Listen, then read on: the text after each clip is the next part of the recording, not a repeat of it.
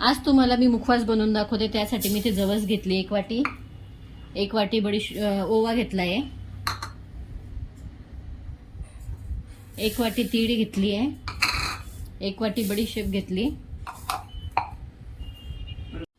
1 छोटी वाटी मगज घेतली आहे, हे साधे मीठ आहे, हे काळे मीठ घेतले 1.5 चम्मच आणि हळद घातली आहे। त्यात थोडं पाणी घालून मिक्स करून घेते।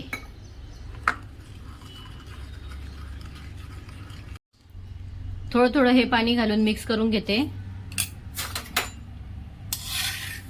बडीशेप ही आपल्याला पचनक्रिया चांगली करते। त्यानंतर ओवा जो असतो तो सर्दी खोकल्याचा त्रास कमी करतो। त्यानंतर तीळ जी असते ती हाडं बळकट करते।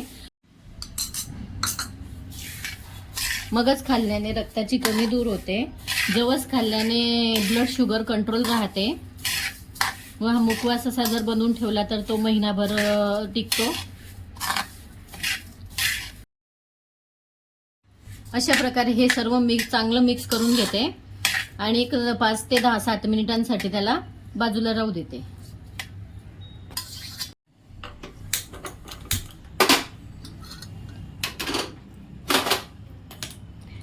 हे सर्व आता छानपणे कुरकुरीत होईपर्यंत भाजून घेते।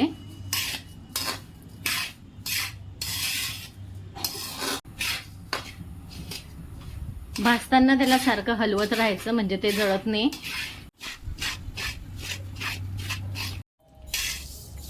हे बघा छान सुगंध पण येतो आहे आणि मस्त भाजला गेलेला आहे मुखवास। हे बघा कसा मोकळा मोकळा दाणे दाणे झालेला आहे। आता त्यामध्ये आपण 1 वाटी धना डाळ घालू। धना डाळ यासाठी उशिरा घालायची की ती ऑलरेडीच भाजलेली असते आणि तिला मीठ पण असतं। जर सुरुवातीला घातली तर मग ती थोडी कडसड होऊन जाते, म्हणून मग तिला उशिरा घालायची आणि 2 मिनिटं परतून घ्यायचं। त्याचसोबत थोडं खोबरं पण घालायचं खिसलेलं, ते पण 2 मिनिट परतून घ्यायचं आणि मग गॅस बंद करू,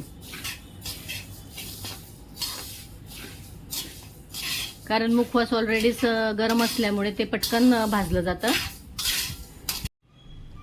एकदम छान कुरकुरीत असा मुखवास तयार झालेला आहे। आता गॅस बंद करून देते आणि गार झाल्यावर बरणीमध्ये भरून घेऊ।